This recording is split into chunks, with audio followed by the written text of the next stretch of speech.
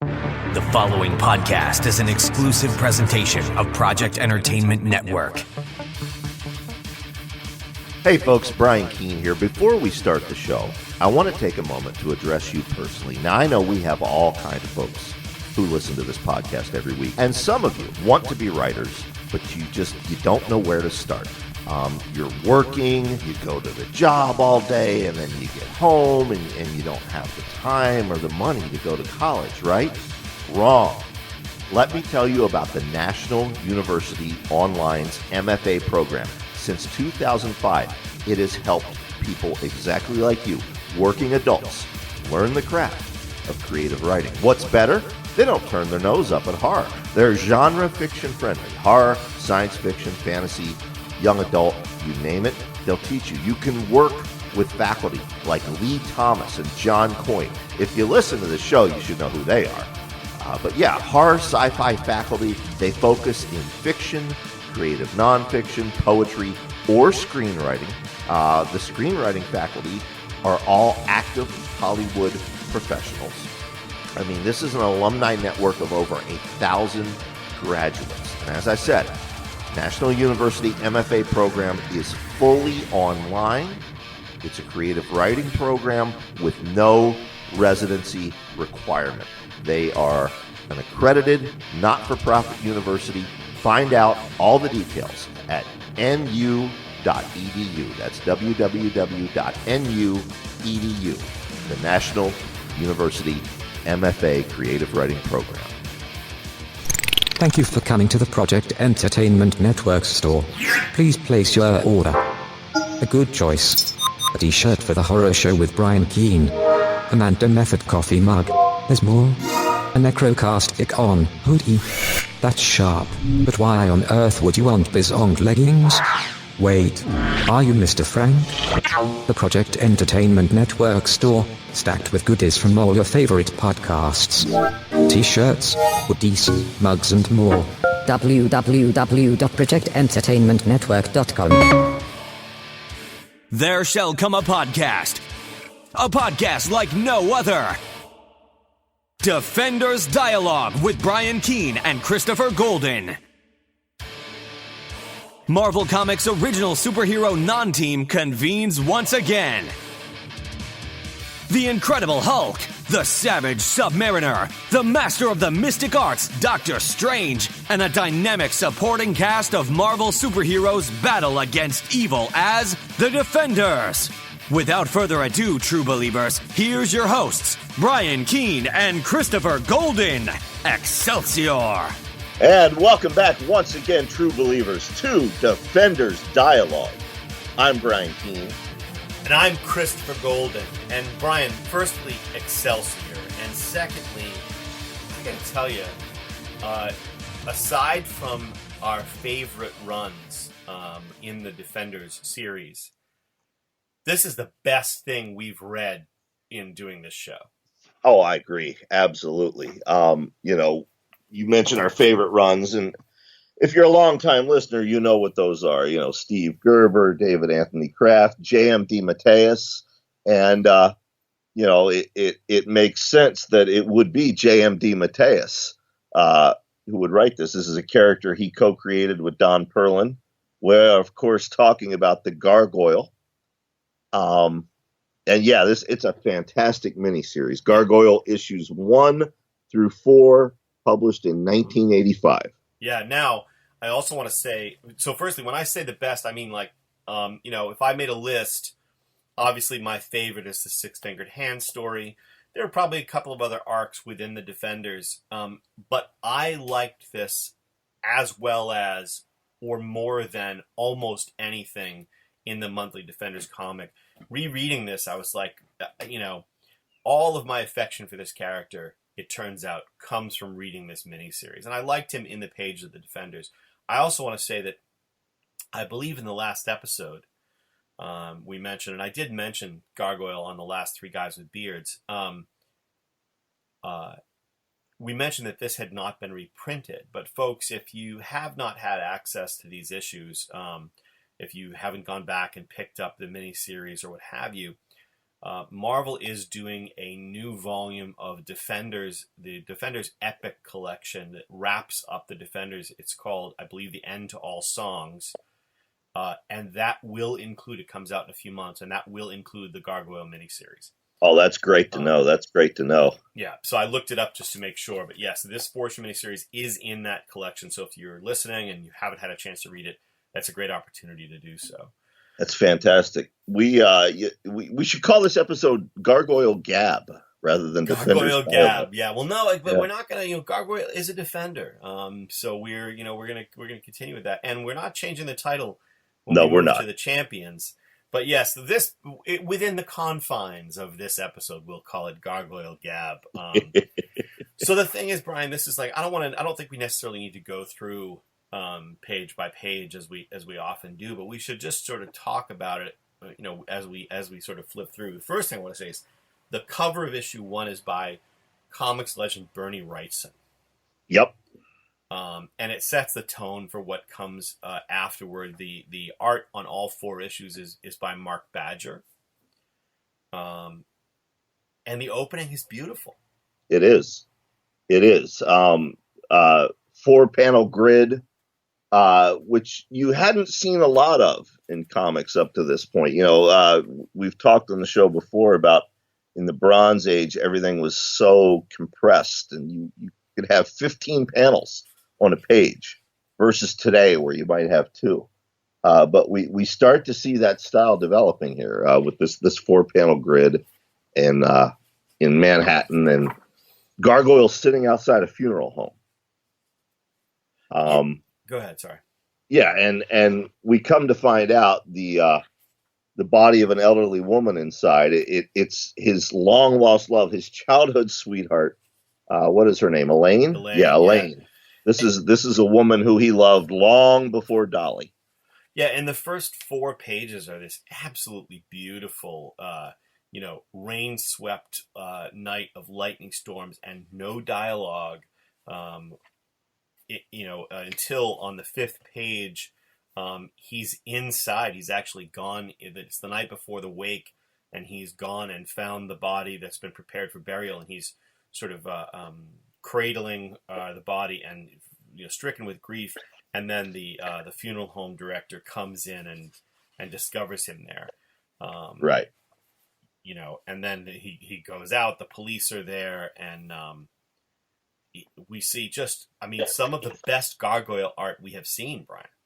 Absolutely. One thing I want to particularly note on here that Mark Badger does, Gargoyle has always sent out those bioenergy blasts from his hands. Yep. And of course we know he was created by the 6-fingered hand. He's a demon. But what Badger does with those blasts, he gives them demonic shapes, almost suggesting, the reminding the reader that, he may be a good guy, he may be this sweet old man, but he's a fucking devil. Yeah. Well, interestingly, we've seen him use those. We've seen those, that imagery with his bioelectric bolts or whatever, biomystical bolts or whatever we call them, in previous issues of the Defenders, but they've looked pretty hokey up until this page, and Badger makes them creepy. Yep. And now what's the other interesting thing here, folks, and this I want to talk just as sort of in general about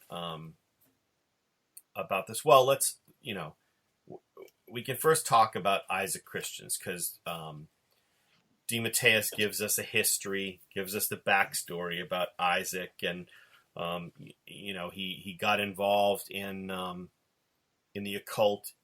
We were under the impression, Brian, that he got involved in the occult to sort of save the town. But yeah, well, that's what he told Doctor Strange and the rest of the Defenders. He did it to save Christiansboro, but we find out now he may have lied to them. Yeah, and he'd had almost a lifetime of dabbling in the occult, and we're going to find out why too. And what I found really interesting about this, and again, so we have a little, update on his history as a Defender and all this stuff, but I was really surprised at the direction DeMatteis took with this, because he's established the Gargoyles' history, or at least established his quote-unquote origin up until this moment. And in this miniseries, he throws it completely out the window. He does incorporate the previous origin he gave with the six-fingered hand, but I think he probably was writing the Gargoyle as a member of the Defenders and thought, there's something more here. And so he creates this completely different and new and really cool history for this character. Exactly.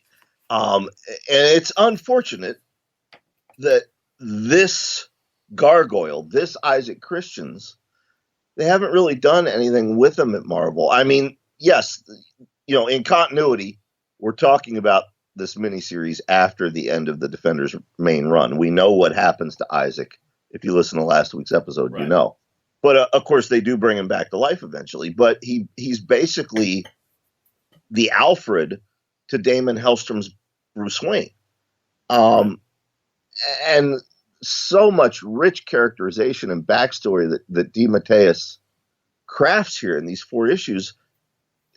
Writers have just haven't run with it since then, and it pisses me off. I still stand by it. This is one of the best characters in the Marvel library. Yeah, and again, I think you could definitely do a cool Marvel Cinematic Universe horror movie with this character. And what's weird is, until I reread this miniseries, I loved the character, but the level at which it's disappointing that the character has been so cast aside was minor in comparison to what I feel right now. So let's go into it. So without going through the page-by-page nutshell, I've just been sort of flipping through the first issue as we're talking. And again, I agree. Beautiful art by Badger. But basically, we established the idea that this woman, Elaine, was the great unrequited love of Isaac's life, of his youth, right? Right. And it was his best friend, Buster, which you could name somebody in 1917. And so he was like 3, 4, 5 years younger than Buster and Elaine. But the 3 of them were inseparable. And he grew up, as I think, you do get these blinders on, and he spent a lot of time with Elaine, and she confided in him and all this stuff. But of course, all along, he was in love with her, but she was in love with Buster. Right. Now, a quick aside. I'm not recording this in my studio today. I'm in the living room, so I don't have the comics in front of me. But Defenders 100, when Kyle Richmond, a.k.a. Nighthawk, and Devil Slayer and Gargoyle go to that weird war zone that Thog has created with soldiers from across time.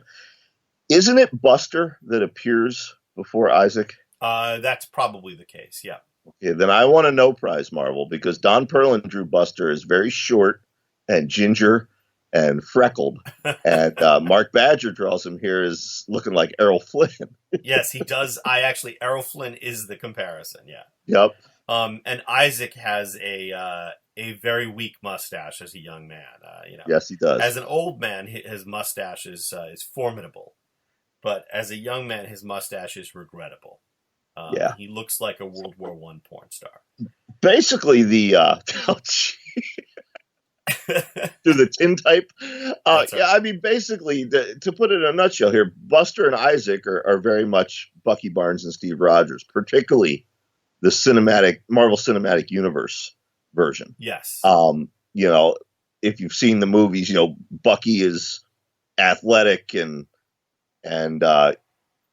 full of testosterone and all those things, and Steve is kind of meek and scrawny, and that's Isaac here. It's sort of a dark play on Captain America's origin in a way. Exactly. So basically, Buster signs up for the military. He goes off to fight in World War I, but before he leaves, he marries Elaine. Right. And we find out that later, and we'll see this in greater detail later, we'll find out that Isaac then enlists to fight the war as a doughboy as well, almost, to prove himself in many ways. And we'll find out later, how this happened. But Buster dies in the war, and Isaac does not. That's right. Anyway, he spends his whole life, despite whatever other feelings he's had. He was a bachelor for his life prior to becoming the Gargoyle, even though he became the Gargoyle in his late 70s.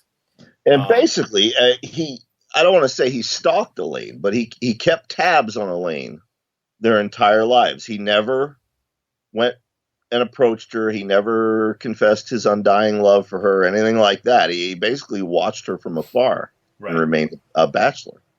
Right. Anyway, he finds himself at this church in his hometown.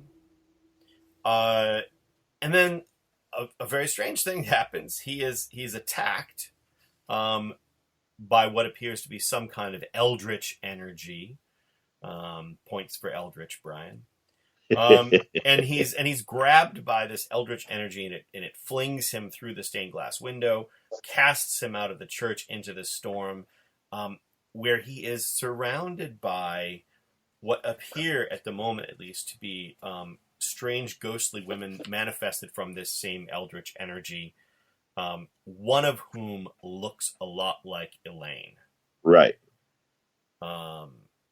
And important to note here, he says that they reek of lust. Yes. Which I'm bringing that up because there's a lot. These comics were actually, you know what? No, I'm looking at it. This one was not Comics Code approved. In rereading these over the weekend, I was like, how did DeMatteis get this past the Comics Code? But now that I'm looking at the cover, there is no Comics Code.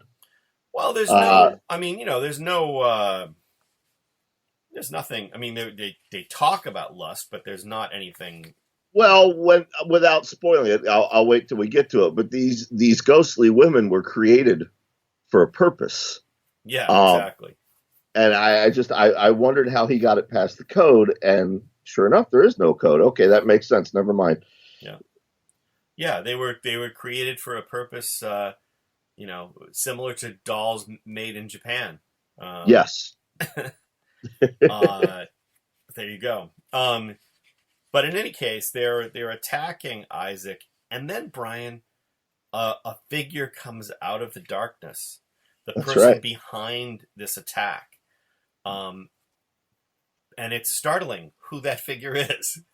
That's right, because it's Issac Christians himself, but not in his gargoyle form, in his old man form. There you go. It is, and there's one more surprise, because Issac Christians takes Issac Christians into the family home, and he tells them there's someone who's been waiting for you. And who is that, Chris? That is apparently a young, once again, Elaine. Alive and young again, waiting for him in the bedroom. That's right. So a strange turn of events that leads us to issue 2. I can't tell who did the cover, but it's gorgeous still. That's right, son. You think? Yep. Yeah. Okay.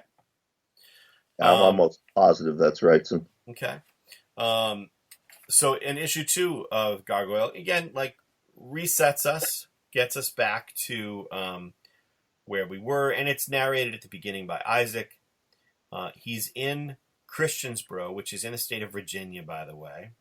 And he's narrating, he's talking to Elaine. He says, where we passed our days of innocence.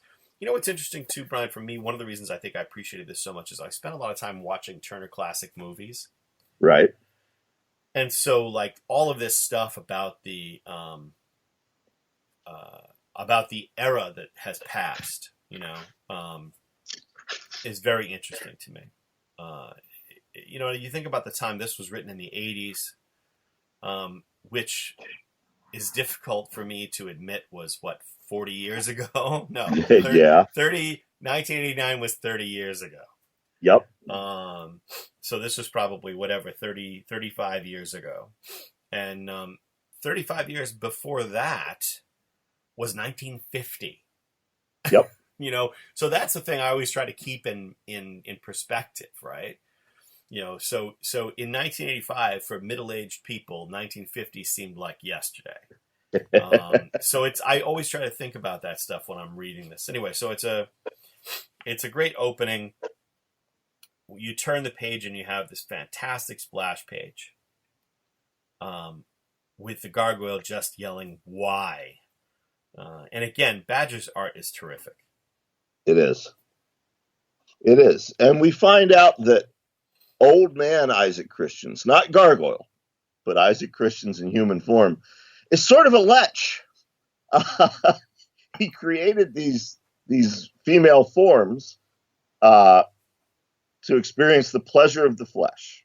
And that's all he's done with them is, quote, wallowed in the pleasures of the flesh. A sort of bacchanal carnal thing. We find out that he fashioned them from clay, sort of like the golems of Jewish mysticism. And he animated the clay with the spirits of departed souls whose lust had chained them to this world. Yeah. So basically, he's been having orgies with clay dolls. Right. Well, there you go. And he's been doing it in I'm a sure church. there's a name for that fetish. If Mary San Giovanni were here, I'm sure she could tell me what the name was for it. But what's important to note is he's doing this in a church. And I bring that up because he seems to have something against churches. We go into a gorgeous 2-page spread here of, the pipes of Pan, the oracle of Delphi, the Druids. He's longing for the world of the old gods, the gods that existed before the rise of Christianity. And, we see satyrs and fauns and wood nymphs and druids and very, very realistically, just like in real life, he talks about how the Christians often built their churches on these sites of the old gods. Right. I mean, that was it's a whole other podcast, but that was the, I guess the brilliant strategy of Christianity was to pave over paganism with Christianity the same way they did with holidays. They would take pagan holidays and rebrand them as Christian holidays. So people would celebrate at the same time. They would just say, no, it's not about that. It's about this. Yep. And even, and DeMatteis touches on it here in the comic as well. The Druids, their symbol was an oak cross, a cross fashioned out of oak. And their sun god, who, I'm probably mispronouncing that, it's spelled H-U. And all I can think is who's on first, but go ahead. Yeah. He was symbolized with this oak cross. And then, of course, later, Christians symbolized Jesus crucified on the cross. But the main thing Issac Christian talks about is the carven images made as reminders of the old gods' reign. And he is, of course, talking about the stone gargoyles that they placed on these churches. Yeah, and so this is a really, really interesting segue, a really inventive way for DeMatteis to get from the origin he originally told us was the origin of Gargoyle with the six-fingered hand to this new origin that he's invented for this miniseries and to make the character deeper and richer as we go, which is to say, so yes, it's about how they took the old gods and they made these stone manifestations of what they were, these icons, to remind people of how sort of terrifying the old world was before the new god came along, and they placed them on churches. This is what he's saying. That's right. Now, Chris, I have breaking news. Yes. As we're recording, Mary was in the other room, and she overheard us, and she has just handed me this note. A sexual fetish for dolls is, in fact, called agalmatophilia. Okay. So I knew she'd know it. So there you go. Agalmatophiliac is the name of this guy who's inhabiting Issac Christian's body. Yep. She's a fount of weird sexual knowledge, that Mary Santivoni. I always knew I liked her. In any case, so we get this idea that the gargoyles somehow in this church or on this church were given some kind of awareness, some kind of half-life. But now we introduce this other character, Brian, who becomes incredibly important to this story and to the gargoyles' story. And let's just refer to him as the Druid at this point, because he does get a name later. Right. But he's clearly a Druid. He's a hooded character right from the cover of a Led Zeppelin album. Yep. Yeah, he's straight off Led Zeppelin 4. The only difference is his cloak is red. Yep. Yeah. So basically, this is a character who, as far as we know at this point, was so furious with the disappearance of the old world and of the, piping Pan and the satyrs and all of those creatures, that he came and he gave life to all of these gargoyles so that they would come alive and wreak havoc upon the human world and the new religion. Right. And one of the gargoyles we see is familiar, Brian. Yeah, it's our gargoyle, Issac Christians. Which again it's not Issac Christians at this time. Well, yeah, it's an actual gargoyle. It's an actual gargoyle from the old world who's been, released from stone and given life by this druid, amongst many other gargoyles who were sent out to, create chaos and prey upon the new world. And again, so this is what I'm saying. It's like it's a complete reinvention without obliterating the old origin. It's a complete reinvention of the origin. Right. And again, great art by Badger. Fantastic art. So these gargoyles lay waste to the town, and the druid, he regrets his decision.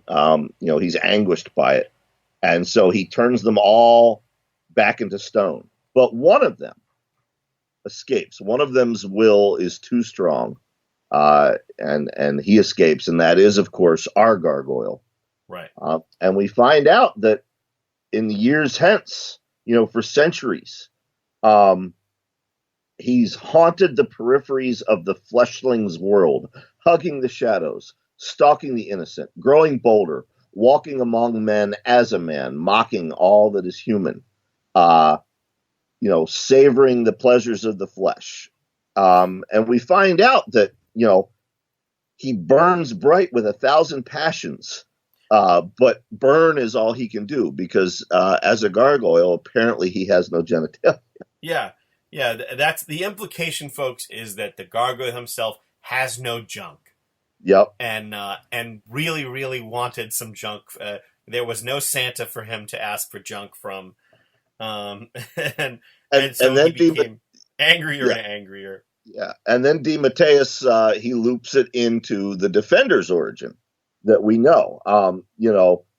The gargoyle is getting people to worship him and do his unholy bidding, which ultimately attracts the attention of the six-fingered hand.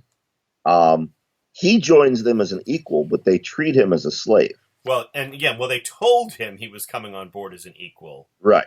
They fooled him. Right. And that was the case. And then we're back to the present, and we learn the horrible truth, Brian. That's right. So the gargoyle, Issac Christians is in the gargoyle's body, just as we've always thought. And the flesh form of Issac Christians is, in fact, inhabited by the spirit of the gargoyle itself. Yeah, so this ancient evil gargoyle is possessing the body of Isaac Christians. So this is Freakiest Friday. So basically, and what he did was he wanted this body. So when the six-fingered hand punished Issac Christians by putting him in the body of the gargoyle inhabited the body of Issac Christians, and he was very happy, Brian, because suddenly he had junk. That's right. It might have been 78-year-old man junk, but junk nevertheless. Now, they didn't have Viagra in 85, but yeah, he says, I've indulged in every twisted passion imaginable. Hundreds have died in my arms who could not bear the power of my lusts. Exactly. So, yeah, he's apparently a wildcat in bed. Yeah, so then he says, basically, Isaac is, full of disapproval. But now the gargoyle in the human body of Issac Christian says, you disapprove of me, old man, you who are so decent, upstanding, and pure of heart, you whose love for Elaine was always chaste, virginal, divine, you are the liar. And Isaac thinks, God help me, he knows. And then we find out that maybe the Issac Christians of the younger days was not quite so upstanding a citizen, Brian. That's right. That's right. We see a dark side to the gargoyle that we have known henceforth in the Defenders. Yeah, and then it becomes really weird. So basically, the short version is he went through probably hundreds of prostitutes. He had he lost himself in the torrid pleasures of the flesh until he met a young prostitute in Paris who looked virtually identical to Elaine, and her name was Germaine. Not to confuse you folks, Elaine Germaine.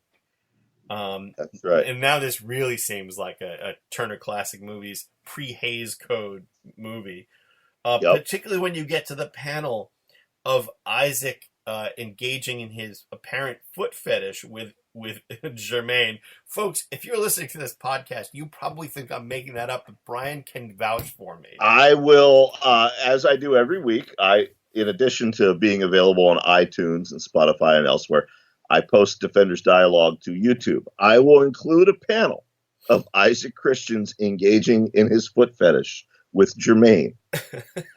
But this is probably my favorite segment of the series. And it's for the writing. DeMatteis just breaks my heart here.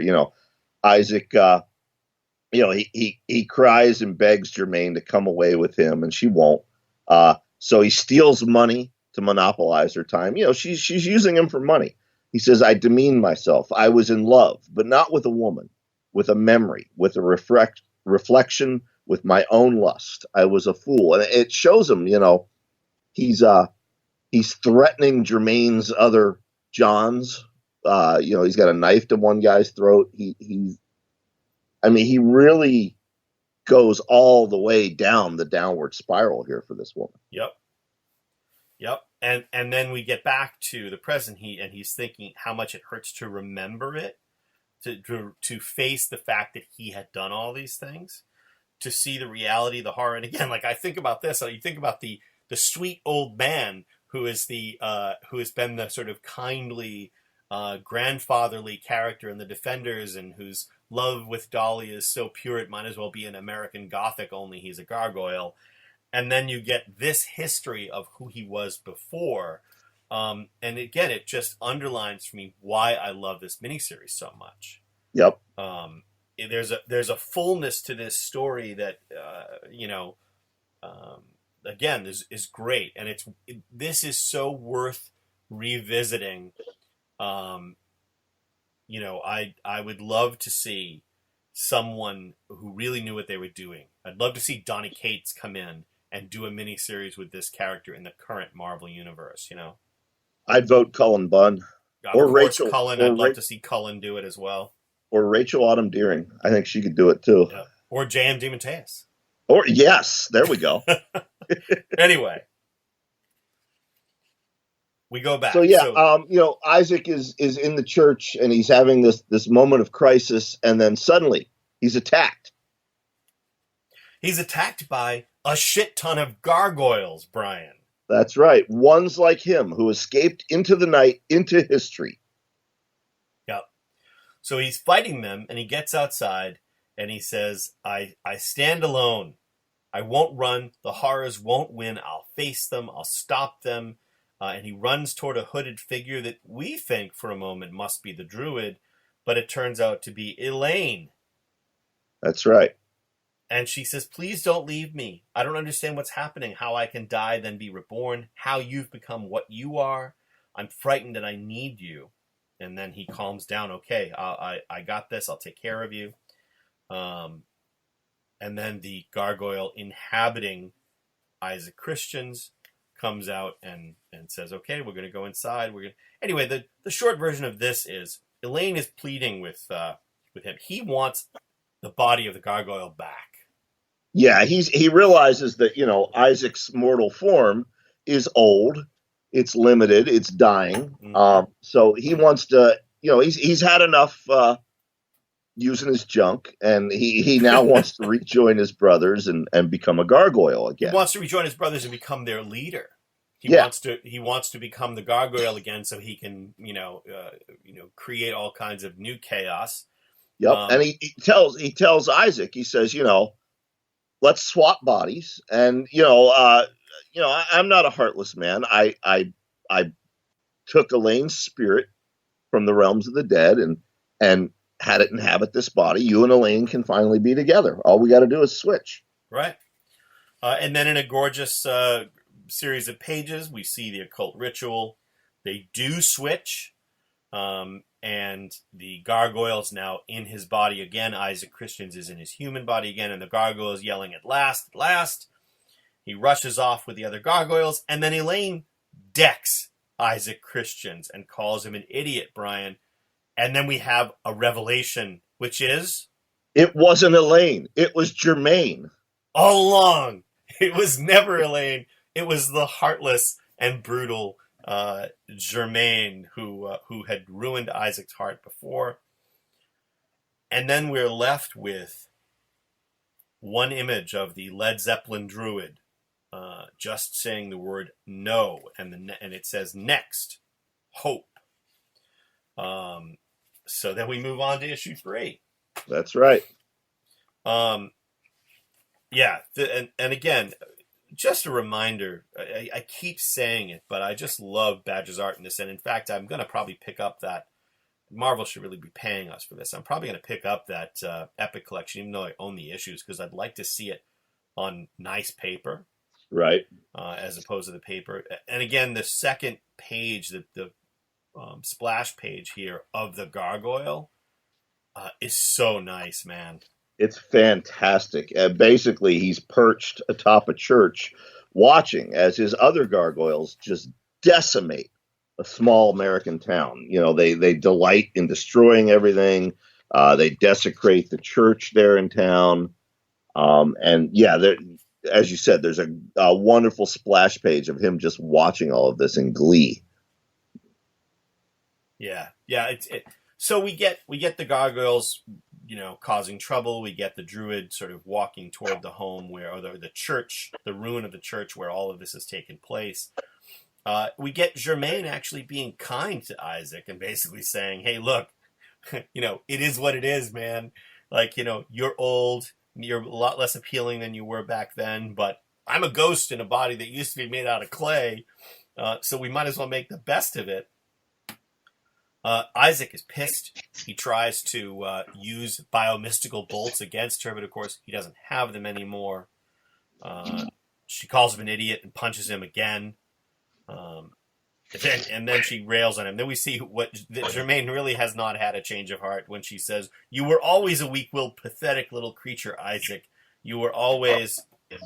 And then she's interrupted by a voice like thunder, like sorrow, like pitiless time. And it is the druid.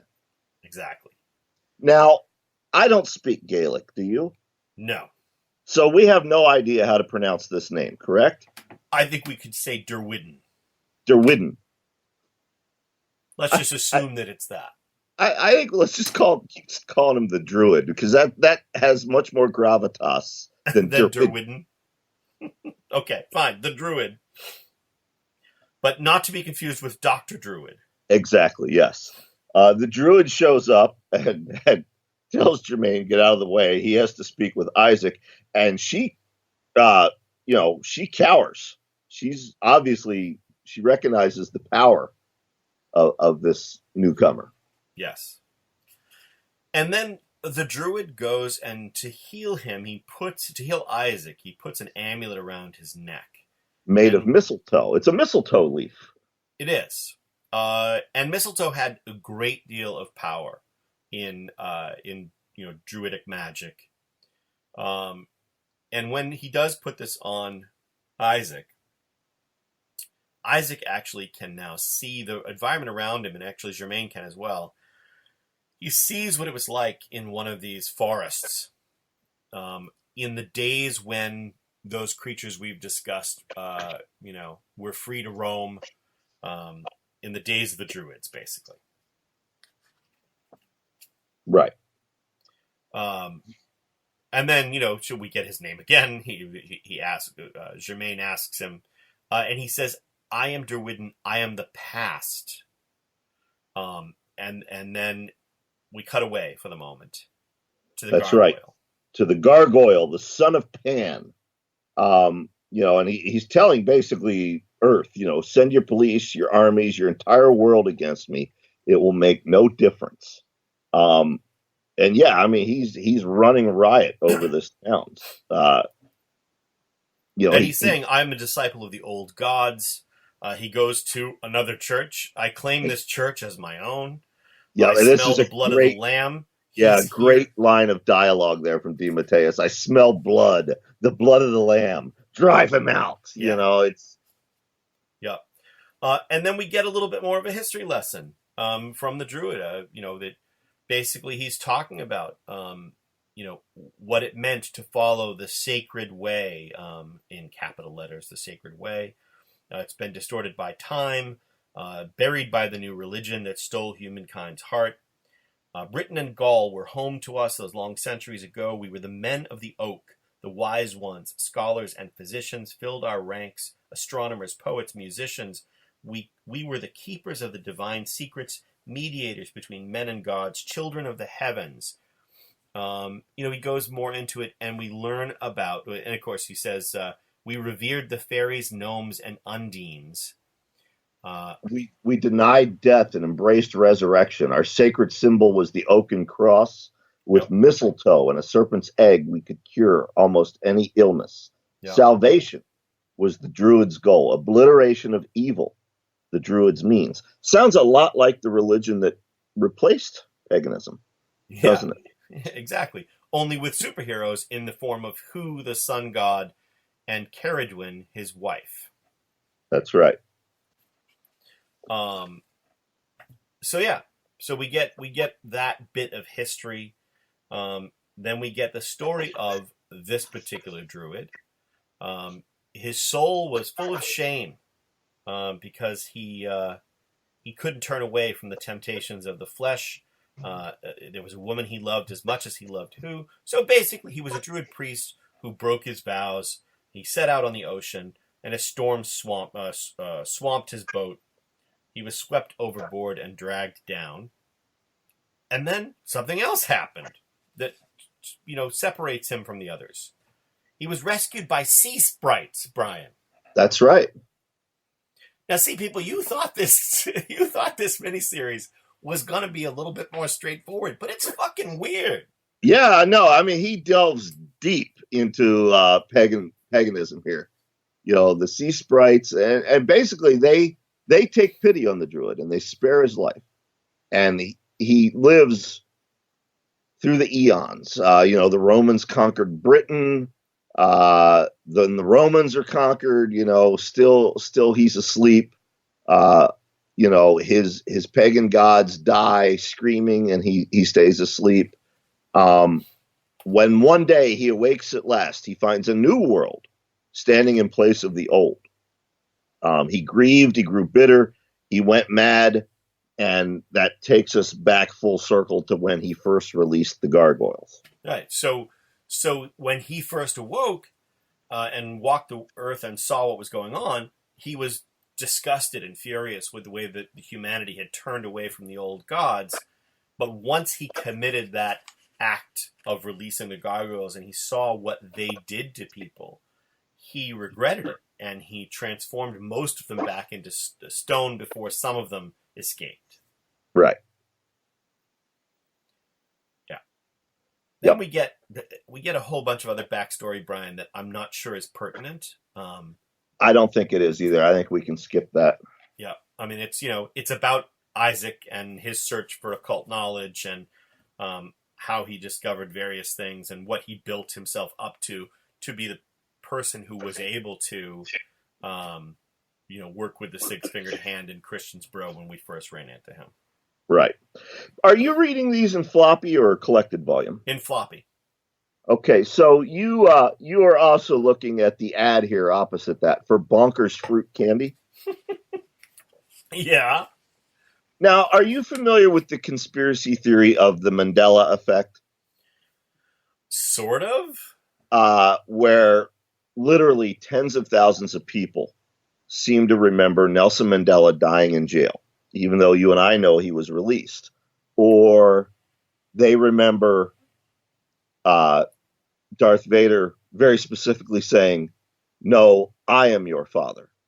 When in fact, if you watch the film, he says something different. The Mandela effect is basically a conspiracy theory that says timelines are merging and shifting. Wait, and time is what rewriting. Does Darth Vader say?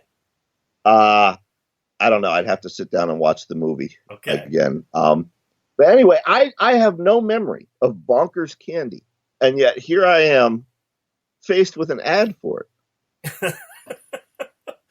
I remember it.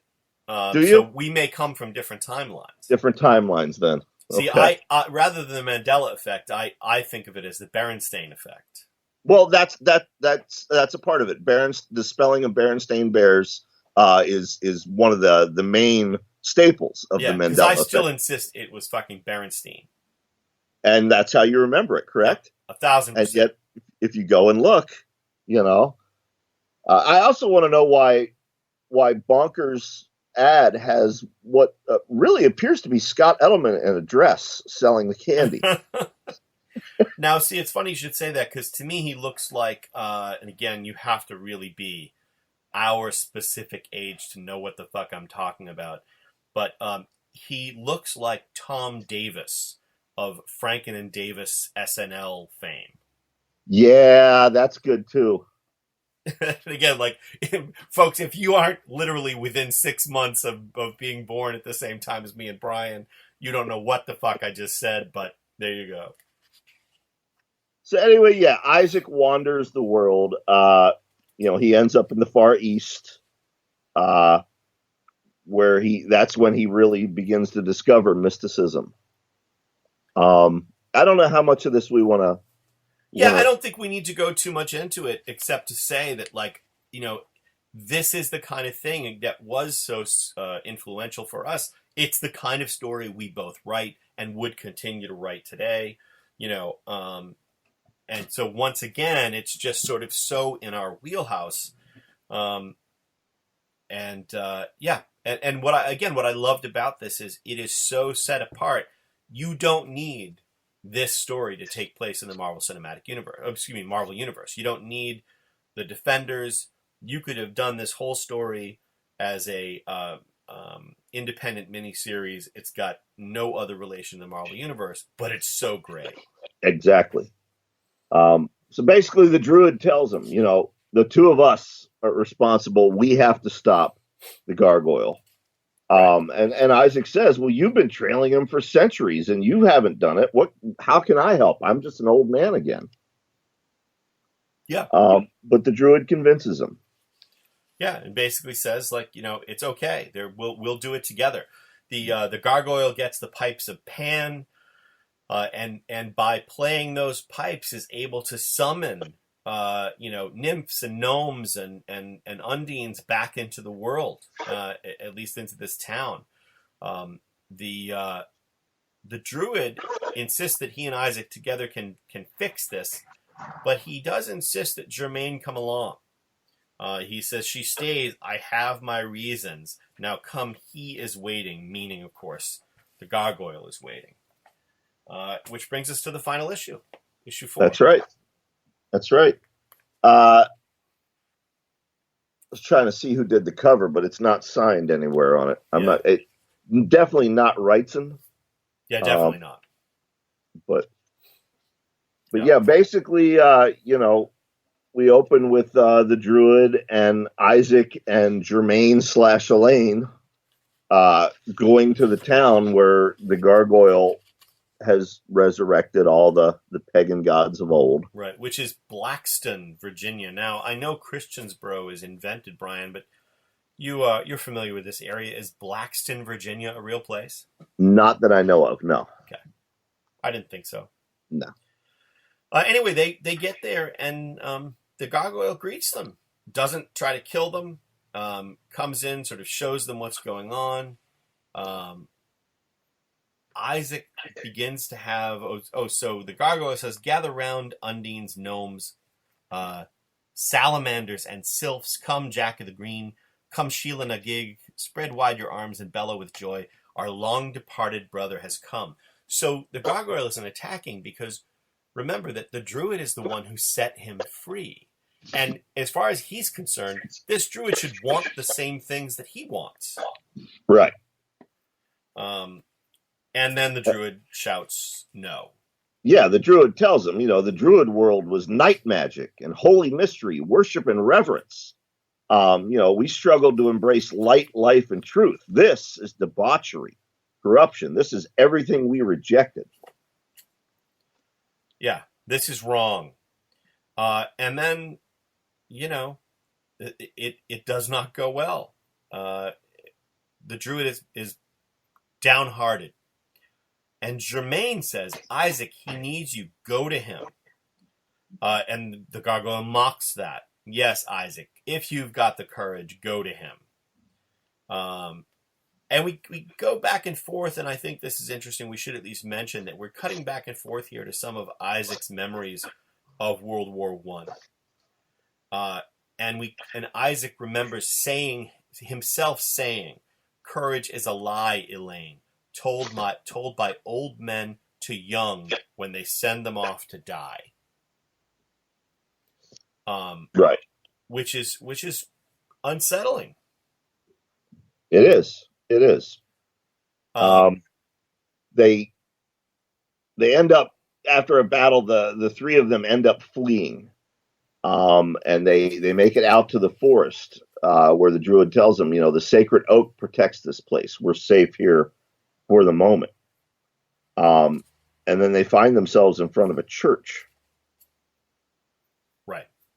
Well, we see, we get a lot of that in this issue. I don't think we need to. There's a lot of running around, a lot of shouting, and a lot of fight, as you might imagine here. Yep.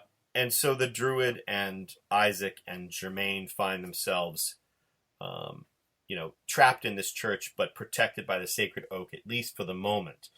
The Druid is ailing, is injured, and Isaac is afraid he's going to die in his arms, just like Buster did.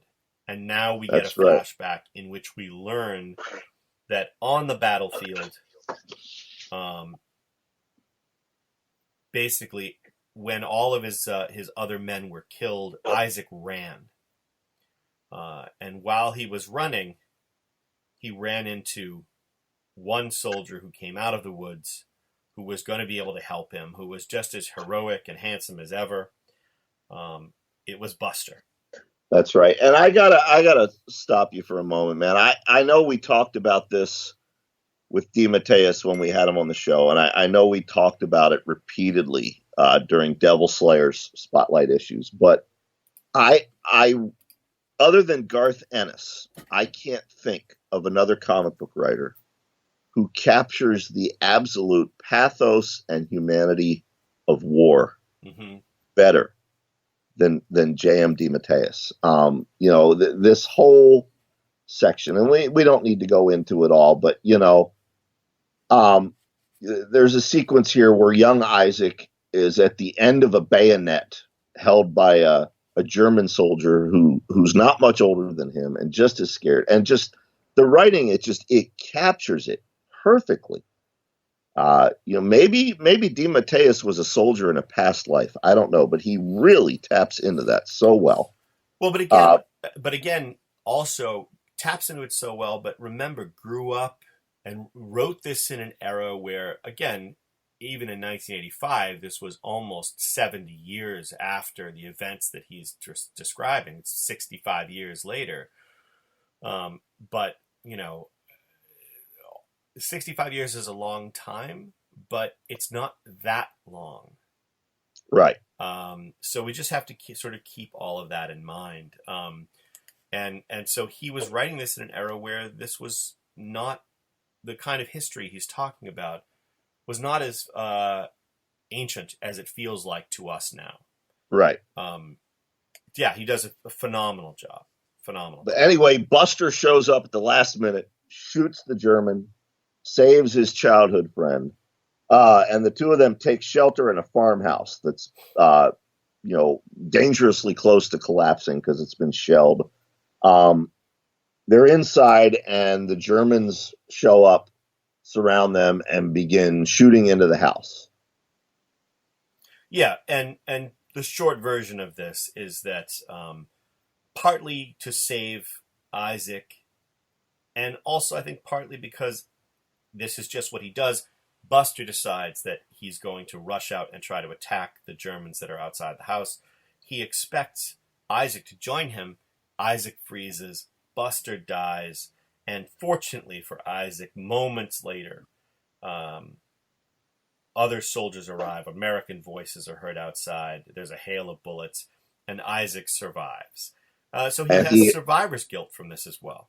And he's had it since 1917. He's been carrying this guilt on his shoulders and later on his wings since 1917.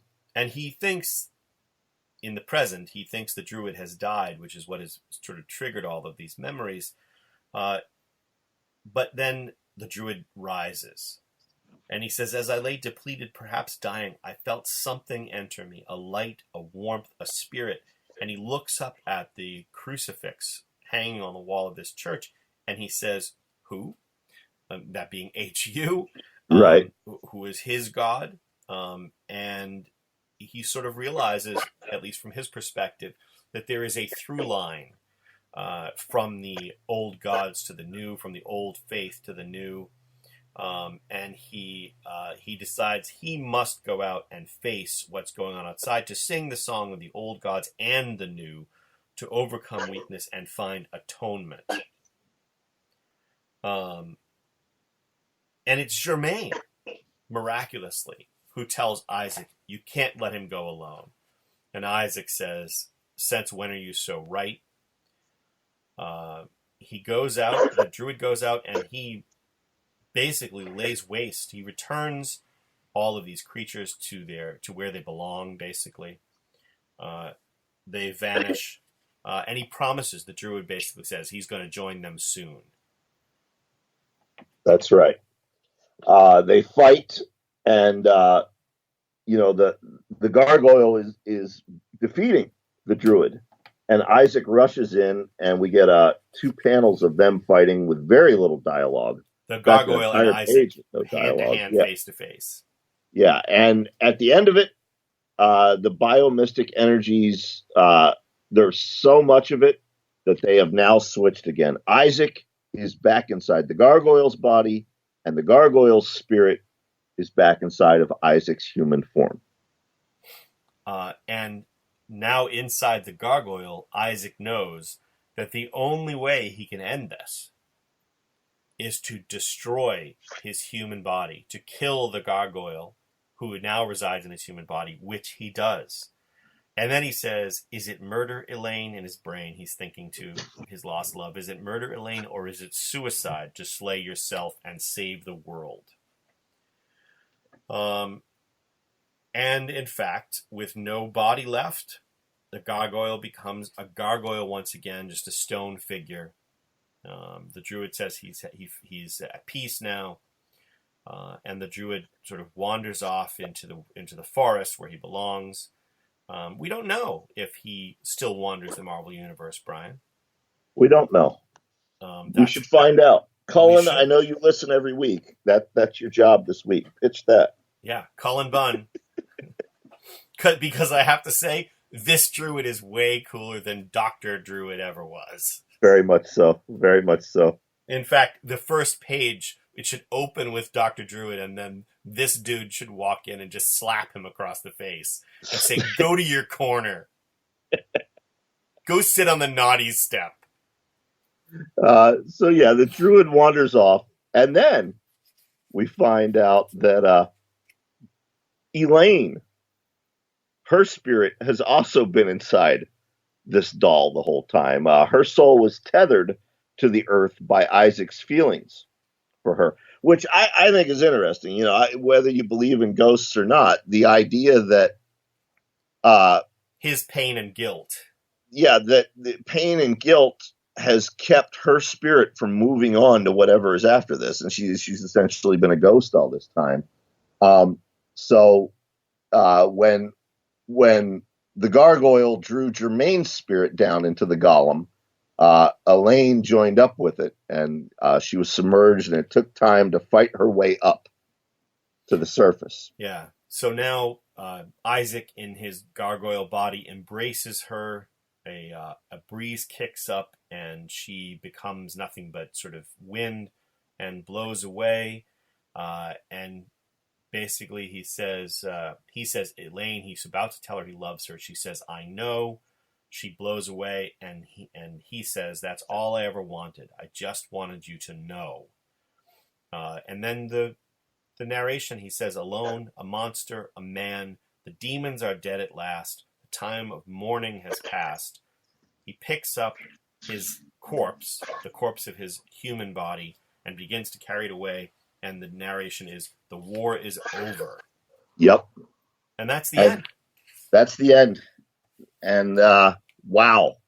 You know, I remember really enjoying this as a teenager, but so much subtext was lost on me at the age of 16 or 17 versus, you know, reading it now at 51.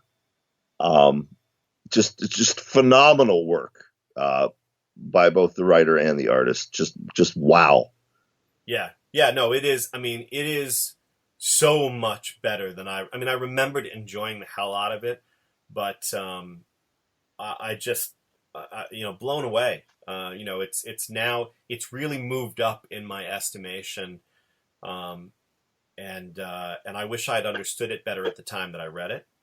Yep. But beautiful art by Mark Badger and beautiful writing by J.M. DeMatteis, and I'm really glad that we decided to cover it.